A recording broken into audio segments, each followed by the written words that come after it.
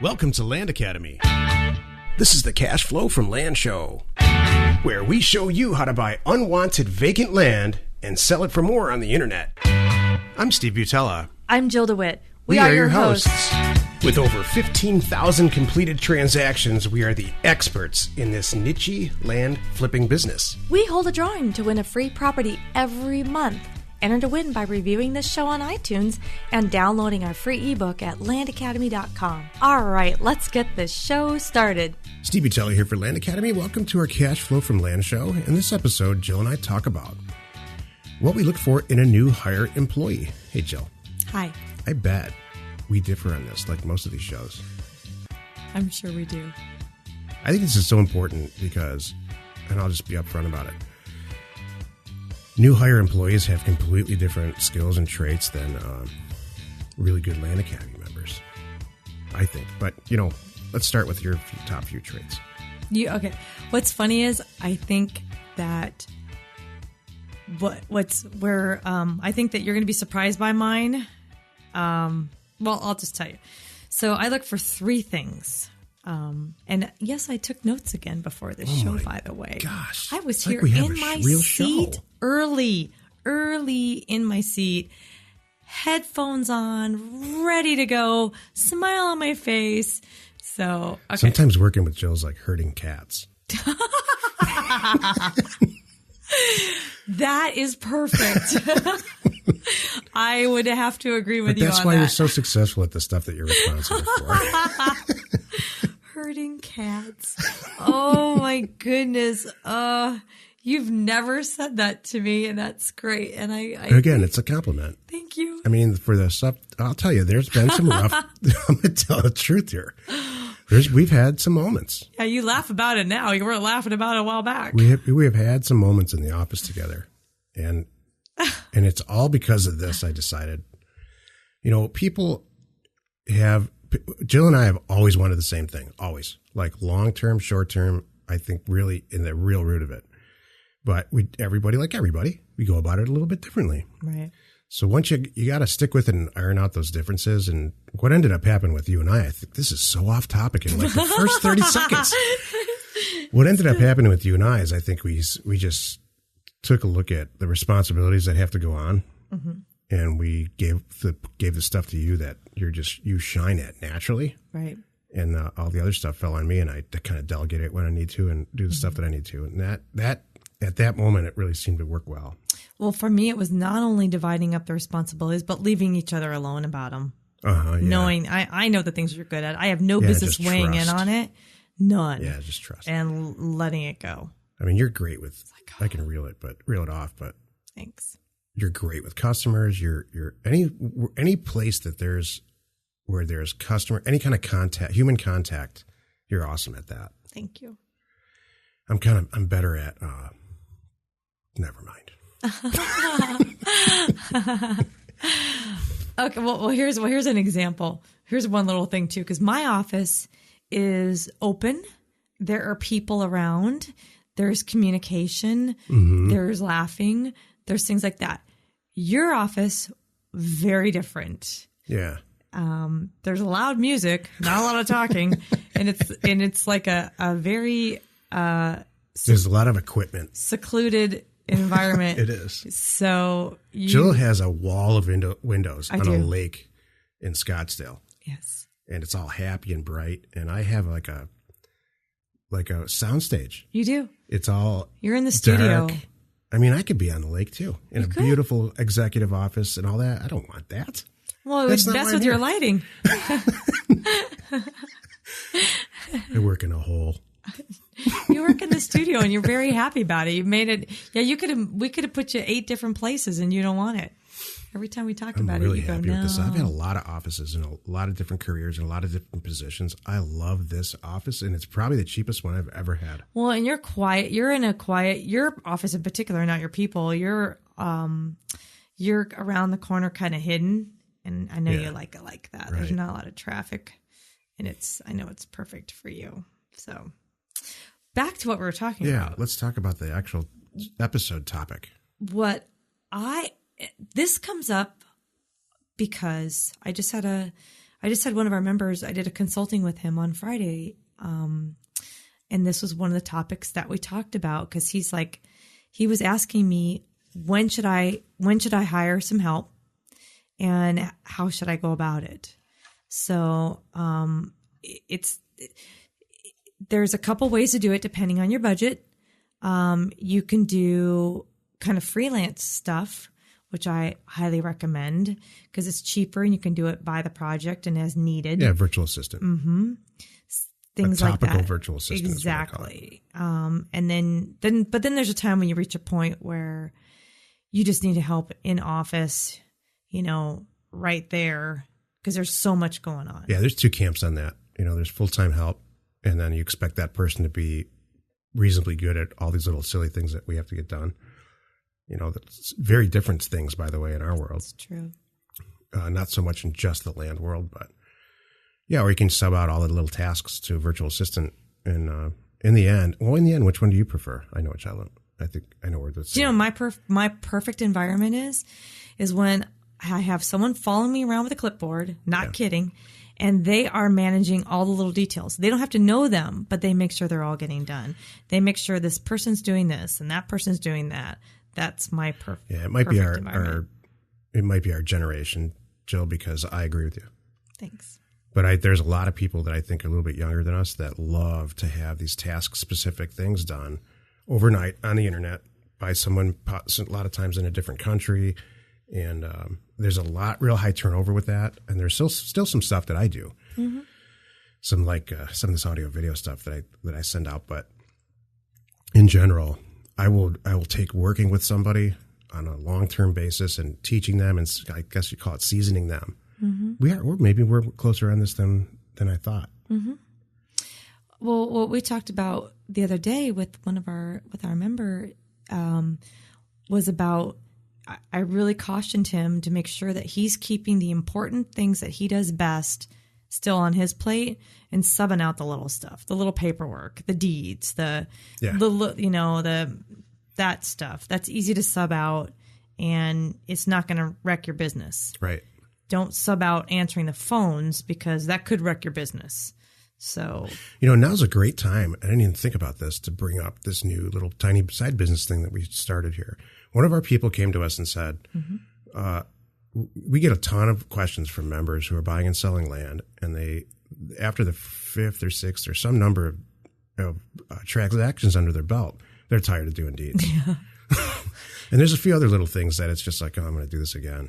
Because it's not hard. It's just it's time consuming. It's very time consuming. You have to do it right, or it's going to get kicked back. Right. So we're going to launch fairly quickly here. One of the people in our office is very interested in helping people do that for a certain amount because we all do the exact same thing. Mm-hmm. So wouldn't it be great if you could just go to Land Academy and say, for a certain amount, let's say $50 or $100 a transaction, you get just like escrow. You get all this stuff done and you hand me the deal back and it's done and recorded. Yeah, that's going to pop up on our resources page at some point. Yeah. That's going to be available. That's good. That's what we're going to do. That's a great place to put it, Jill. That's what I told her. It's going to be on our resources page.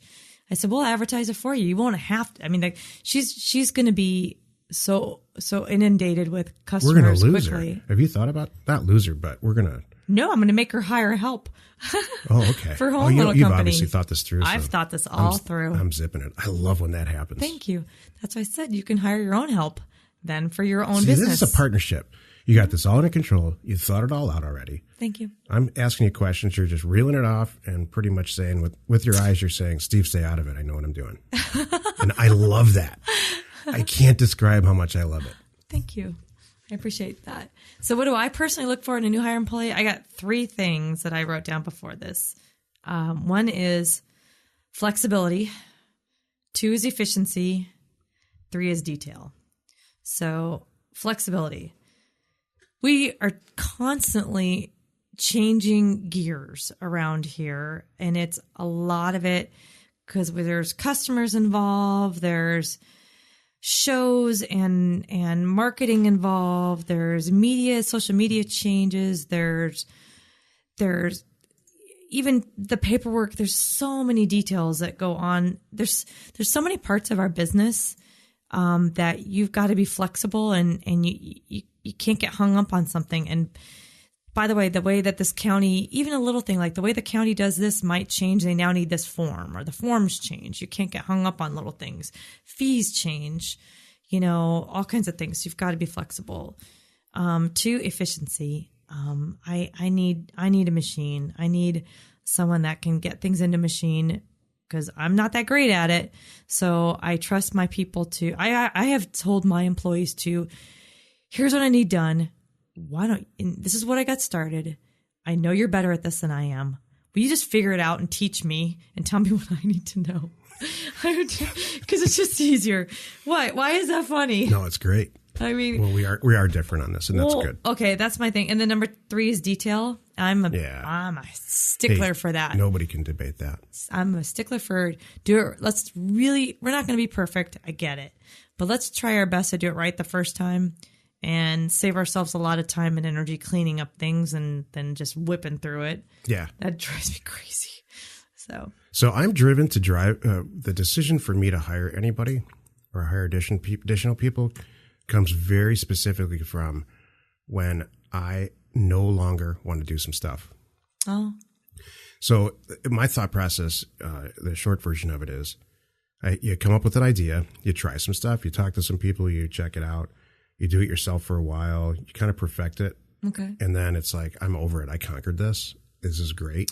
And now I need to bring somebody in and I have the system all in place, and I need an implementer.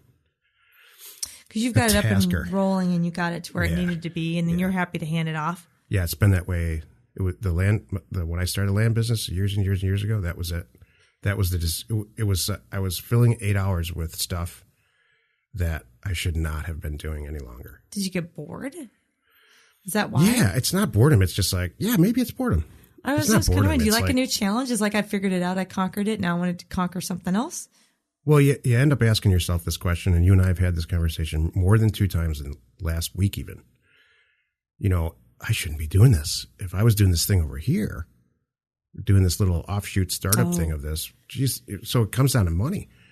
Are you losing money or saving money by doing this 8 hours of tasks? I'm always losing money by doing stuff myself. But part of that is, you and I know it's hard to find people sometimes.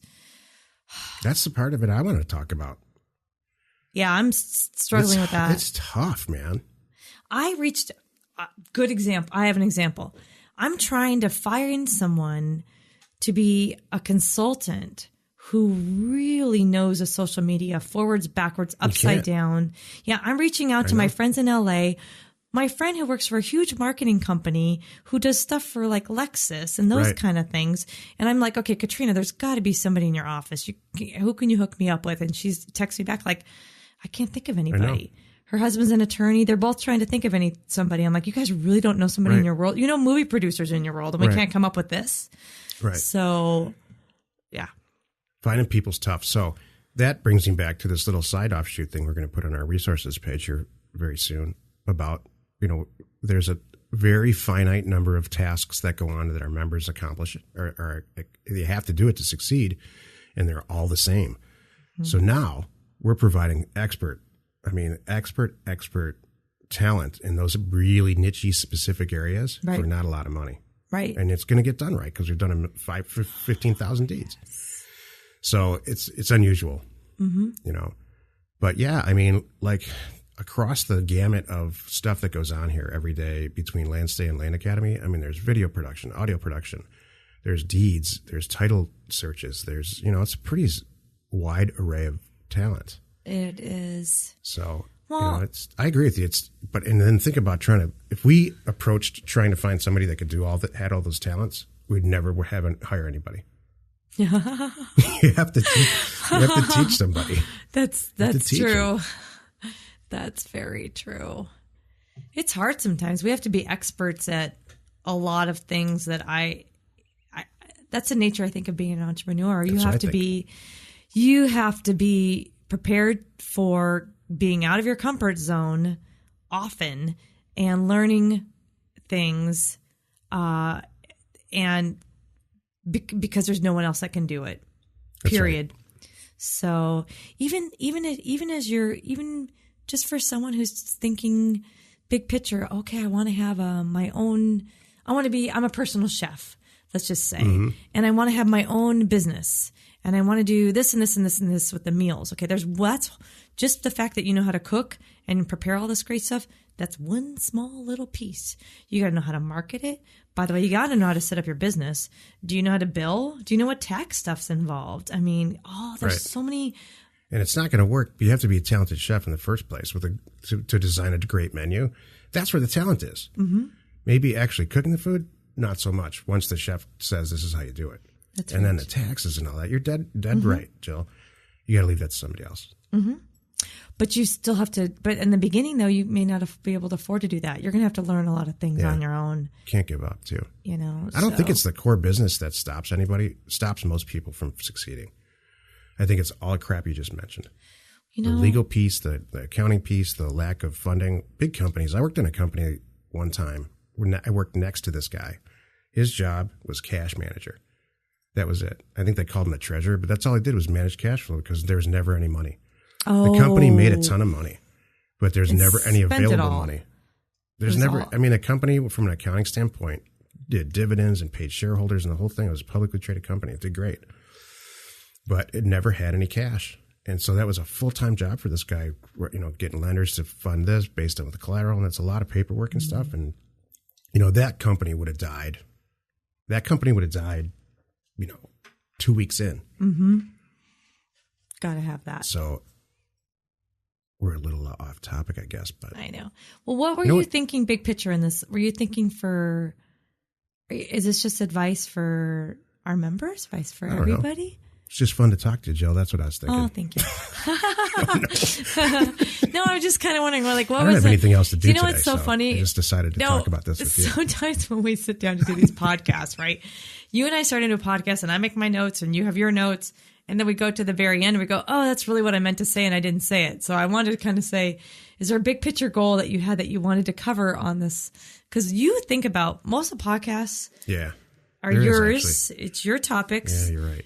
I'm the sidekick. I'm the I don't know what I am. I'm the here. You're the If we were Sonny and Cher, who would be? Sonny probably ran the show and Cher showed up. You think? You're so dating yourself, by the way. Okay. Well, no, I heard about this. I saw it on. I didn't really watch Sonny and Cher growing up. I'm not that old, but I know I didn't live under a rock. I know who that is. So give me a modern day. Who's a modern day? Modern day us? Yeah. Who's like famous? Yeah. Okay. Well, all right. I don't know. Okay. I'm trying to think. Maybe our model's antiquated and there's no man and woman who stand on the radio or on the show. Isn't there any talk shows? Let me think. I think maybe we're all backwards about this. Maybe we're doing it wrong. I think it's funny as hell. I mean, I like listening to two people go back and forth on radio shows and maybe we can bring it back. Maybe we can. We could be the Steve and Jill show. There's some radio personalities out there. It defies logic to me that they have any success at all. There are some radio shows. This is so far off topic now that now I like it. That's how it's come like full circle. Yeah. There are some people that have been on the radio for quite some time with incredibly famous millions of listeners a day. Mm-hmm. And it's just them in a studio being angry. Or giving up sharing opinions. Or they spend 4 hours. The show's 4 hours long reading an article about, reading the New York Times or something and then screaming about politics and why this person, picking on some people or leaders in the country. Or who the hell, first of all, drives around listening to this stuff for 4 hours straight? Some real angry people. We know what I was wondering too. So do those personalities, I imagine when they go home, there's no talking. I'd be talked out. I wouldn't want to hear anybody. I wouldn't want to talk to anybody. I would probably not even want to turn on the TV. I don't know. Yeah. I imagine that's not true, but that's how I think I would be. Right. I'd be okay, nobody talk to me, please. So there's times I don't do it so much anymore. It was interesting. But there was a time in my life where my this is way before we worked together, way before we had our companies together. When I was working other places, there was so much going on during the day. I would drive in silence to and from work because I didn't want any outside anything. I couldn't stand it. Yeah. It was just, I had to have that quiet time. I didn't turn on the radio. There was not even music in the background. We're talking silent. Yeah. You know, we both have moments like that. Where you did have one this weekend. And I like that. I love it. I did. We were having sushi and I said, I'm going to go do some stuff. And you're like, what are you doing? And I'm like, I just kind of needed a little break. I'll see you later. And I appreciate that. 6 hours later. You didn't forward me an email. You didn't. Let me tell everybody what really happened. Oh, you're right. I didn't. Oh, we didn't talk. No, you left me alone. No one was upset or anything. It was all. No, I just need some time. And she came back with a bunch of, you went shopping is what happened. I did. So this is a typical Jill situation. What she really means is, I need 6 hours to go shopping. No, so I needed a break, and that's what made me feel better. It's what I did the good old-fashioned retail therapy, and it worked awesome. I mean, you weren't you weren't upset about anything. I think you were tired. I was just mentally done, and I didn't want to go with a girlfriend. I needed to be by myself. Working at work right now, launching these new products that our customers are asking for. It's not like we're making ourselves do this. Mm-hmm. And then we go nuts on the weekend. I'm just going to be straight with everyone. We do. Yeah. I was going to repeat the saying that you were rocking around with about how our Friday went. What did I say? I'm not going to say I said basically. Oh yeah. Can I say it? I'm not going to say the D word. I'll say we had fun. Yeah. I mean, Jill and I are experiencing a lot of real estate financial success right now. And I don't want to harp on this, and I'm not gloating. I'm just saying we are. And we're both extremely conservative, like everything's paid for and all that from a money standpoint. So we went a little nuts financially on Wednesday. We bought some shoes and a car and stuff. Yeah. Not a new car, because I would never buy a new car. But yeah. So let's leave that at that. Okay. No, the things that, to bring this back, I just wrote down, we're going to do a whole show on what makes a good podcast. Oh. I will bring it back to this new hire thing in a second. How much do you think this whole show is do people listen to this show to learn some stuff about land, or do they listen to it to be entertained by us? I think about this all the time. I don't think I've ever asked you this or really talked to anybody about it. And frankly, I don't know which one it should be, or maybe it should just be both. We do both. And I don't want to change both. I think it's good. I think it's mostly entertainment. You think? It's sad for the listener, but yeah. Well, I hear things, though. People say, like, I love the eBay issue because they got stuff out of it. So I get little things like that, and that I get messages like on the iTunes stuff and in my email. Here's why I say that, because I look at the numbers with a microscope.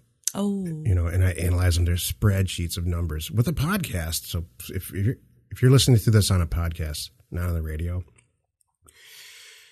with a podcast, it's the computer's a two-way communication device. So it's extreme. The amount of data that I can get as a podcast host and owner is amazing. Mm-hmm. Where people are listening to it, how long they're listening it, you name it. Mm-hmm. And there's no way that our numbers are as strong as they are. There's not that many people interested in land. Oh, I hear what you're saying. I think. Or even real estate. You're right. I wonder how they found us. It's so interesting. Well, I know that too. That's why I'm in this dark office by myself. Oh, that's what you do. I'm sitting around looking at review all this stuff. Yes. Okay. Share with us.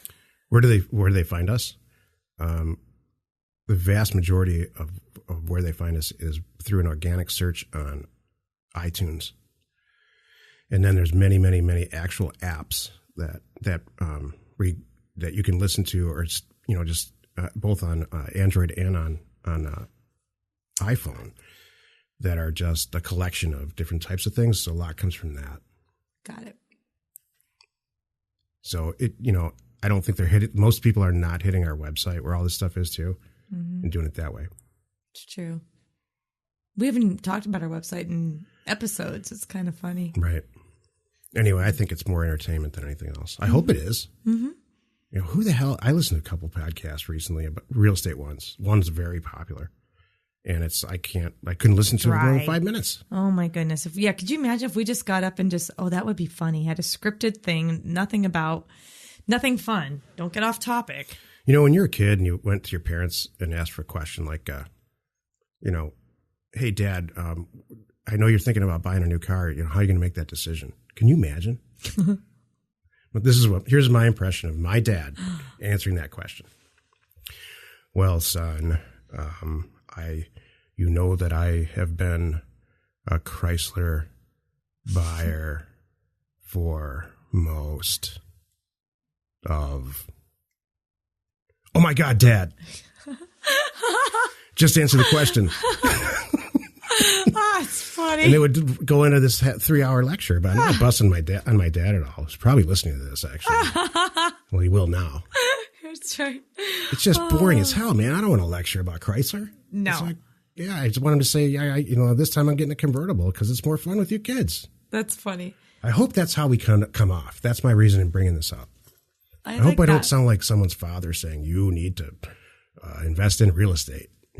Right. I don't think we come off like that, do you? No, and I've heard our members say that one of the things that why they're in our community is because they want the lifestyle that we have. What I think is we've actually done a little bit of the opposite, that we've had people that never would have even considered this as an income stream. That's good. Or anything like that. Seriously. They found us. We're like, you guys are over here making money, having a blast. What the heck are you doing that you can afford to have this much fun and travel and do your work from anywhere? I've seen the opposite, and they would have never considered this. Oh, because I get all the tech questions. You get I get the land tech questions. You get the fun stuff. I get the fun stuff. I've had people say, "I'm in this right now because I want the lifestyle." Really? Seriously, they say it just like that. Yes. So I have had people say, "We want your lifestyle." Wow. Yep. And there's nothing wrong with that, by the way. So I'm sure that there are people, makes sense. We have listeners that are not considering this, but you could travel and you could still make money, and you don't have to be at your office, and you don't have to do this. And it's really not hard. Well, that's a no-brainer. Yeah. That makes sense completely. It does. So there ties that together. What it doesn't tie together is this whole podcast episode, though. I'm going to tie it together right now. So what I look for in a new hire, there's it's more, not even so much. The question that I ask is, can you take direction? There are certain people that they just can't. They have problems with that. So if I say stack these 3 books on top of each other and let me know when you're done, that's what I expect. I don't expect to talk about it or, get excessive amount of questions about it, and it really seems very, very basic. There are a lot of people who have strong issues with that, and I don't have any patience for it. I don't need to tell you that, Jill. You're right. Ooh, boy, I know that one. Let me tell you how I feel about this, though. The red book should be on the top. That's what I'm talking about. And I think there should be a color scheme in this. Oh. Do you want the warms to go to cool or the cools to go to warm? You got it. You're pushing my buttons right now. This one's heavy. It might be off balance. I'd love to do that to you now. I know. Boy, it took me a while to learn how you roll. And I think there's another podcast because we work well together. Mm-hmm. This is so interesting. Yeah. There could be a whole show in this, by the way, but we work well together and we have the big picture, same goals, but we are very different people on how to get there. Right. And we have really taken us, I'll say it, years to adapt to your way of doing business. And when I need to get out of your way and vice versa. Right. So. Well said. Thank you. Hey, join us in another episode where Jill and I discuss your all-important success in land investment and in life. That went sideways, but I think we pulled it off. I had so much fun doing this show. I am surprised. I can't wait to see the numbers, how many people listen to it and all the way through. Right. I hope they do, because that was really, that was fun and good information. I wrote down, we're going to do a whole show here called What Makes a Good Podcast. You know, what I think does and what you think does, and I'm going to invite everyone to pipe in. Maybe I'll set up a separate email address for it. That's a great with a link idea. right in there, because I would love to know, because we have a ton of listeners. We joke about having 6 listeners all the time. Right. But I mean, this show was never supposed to be this long. It was never supposed to run this long. Jill and I started the show in a different form a long time ago to introduce a program that we were releasing, an educational program, and it was so popular and it got so big so fast that we must be doing something right. Mm-hmm. It morphed into this show, and we see it morphing into other things. And people have contacted us to do another show, the two of us, that's a little bit more mainstream with a topic that's a little bit more broad. Mm-hmm. I'll just say it, a lot like male and female real estate car talk. Mm-hmm. And so we're working on that. Mm-hmm. It'll be fun. I would love for people to just type in and say, yeah, the show's too long or it's too short, or leave her alone. Don't talk to her like that. Stop being abusive. You know what, Stephen? They already have that right now because they can leave comments in iTunes. Oh, right. Okay. So I got to say, we already do have a bit of feedback. And it's positive. It is positive. I'm so proud. I hope it's not because we're giving away free property just for doing that, but you don't have you don't have to leave a positive remark.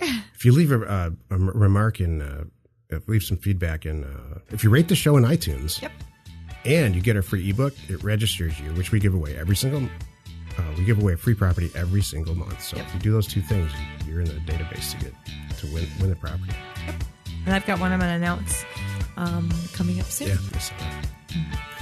Hey, now let's go buy some property. We hold a drawing to win a free property every month. Enter to win by reviewing this show on iTunes and downloading our free ebook at landacademy.com. If you want to get involved or you need more information about our profitable, niche real estate operation, call 480-467-0359. You just might get Jill at the other end of the line. landacademy.com. You are not alone in your real estate ambition.